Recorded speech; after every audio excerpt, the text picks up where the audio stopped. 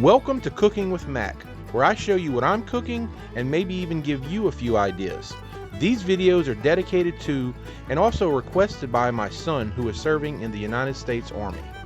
As you can probably guess from the title of this video, I'm going to be stuffing a few foods today. Recently, I stuffed some jalapeno peppers and I made some jalapeno poppers using this stuffer and a jalapeno rack. And I said at that time I wanted to do another video stuffing some other foods.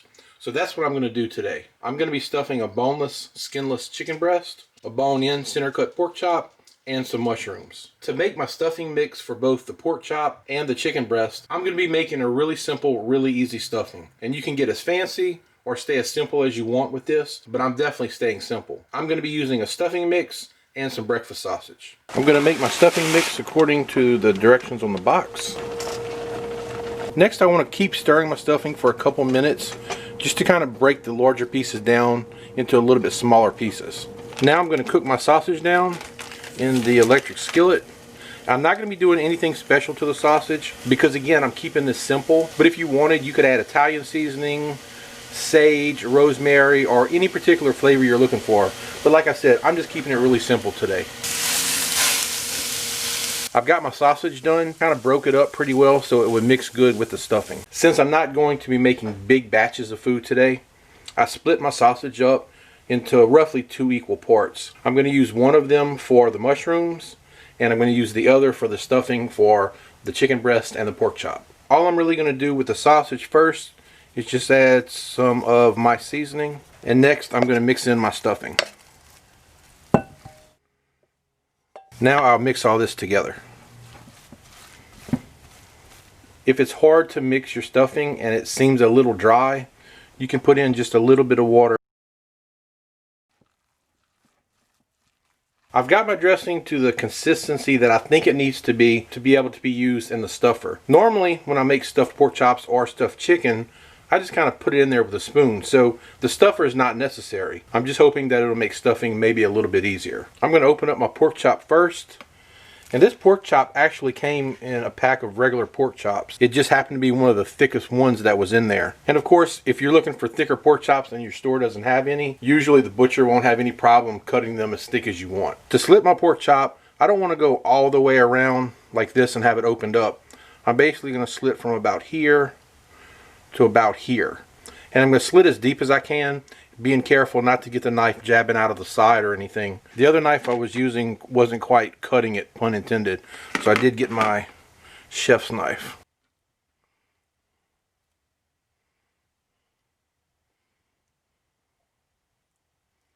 And I'm trying really hard to keep my hand out of the front of the shot, but it's just hard with the way the camera is set up, so I apologize if I'm blocking anything.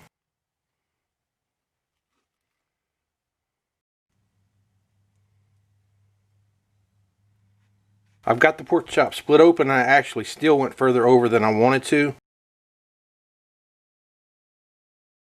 And next I'll cut the chicken breast.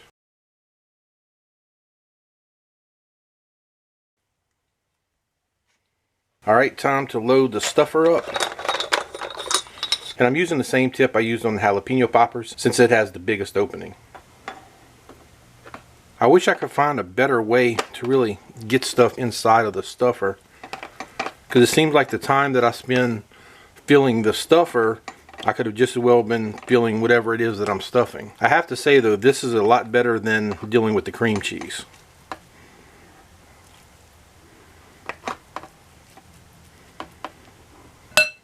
That should be enough. I'm going to put my tip on. I'm going to try the pork chop first.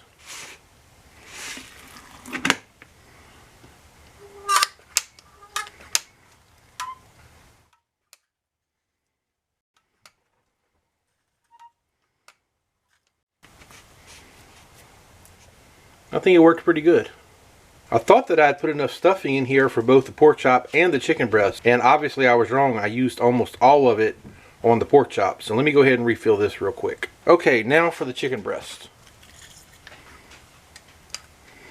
I do realize that this coming out of here does not look all that appetizing, but once you close the piece of meat and kind of smush it back together, it's not that bad.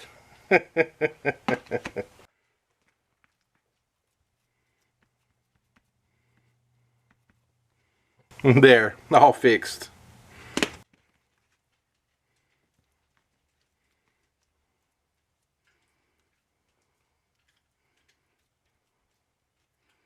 Alright, there is the chicken breast. For both the pork chop and the chicken breast, I'm going to sear them in the black iron skillet and finish them off in the oven.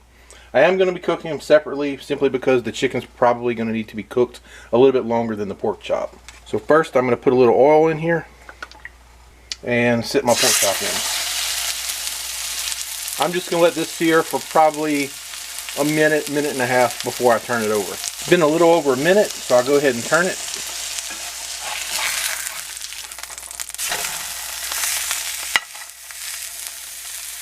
It's been about a minute and a half now, so I'm going to go ahead and put this in the oven. And it's going to take a little longer to cook than a normal pork chop because I've actually almost tripled the thickness of it. I've got my pork chop out. I cooked it at 350 degrees for 15 minutes. I checked the internal temperature and it was up to 150 degrees, so it's going to be good to go. And that is an absolutely beautiful looking pork chop. For my chicken breast, I'm going to be doing the same thing. Put a little bit more oil in here. And sear both sides of my chicken. It's been about a minute and a half, so I'm going to flip the chicken over.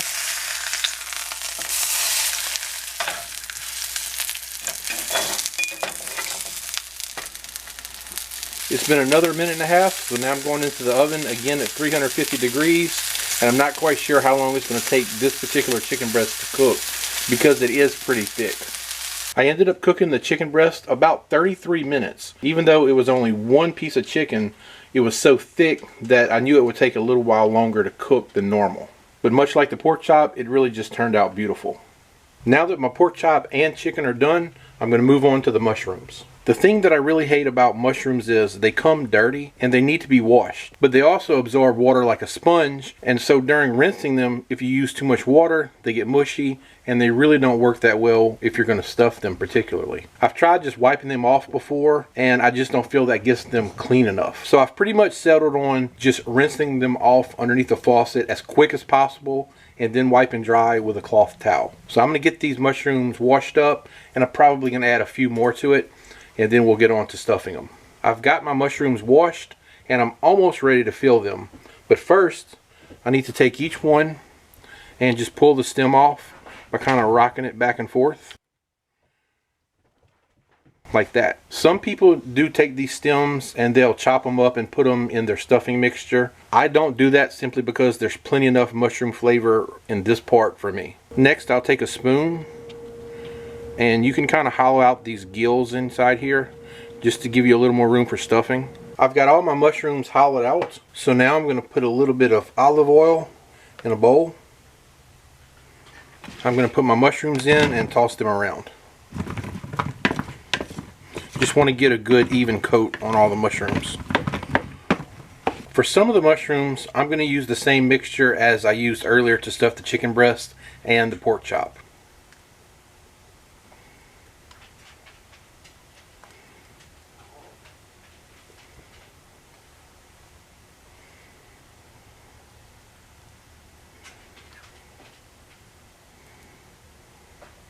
For the rest of the mushrooms, I'm going to stuff them with the other half of the sausage, and I'm just going to use a good old-fashioned spoon.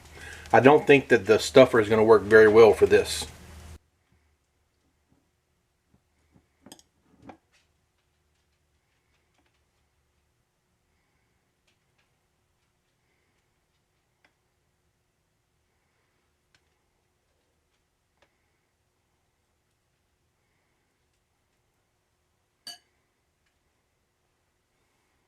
I'm going to top the mushrooms that I only put the sausage in with some grated Parmesan cheese.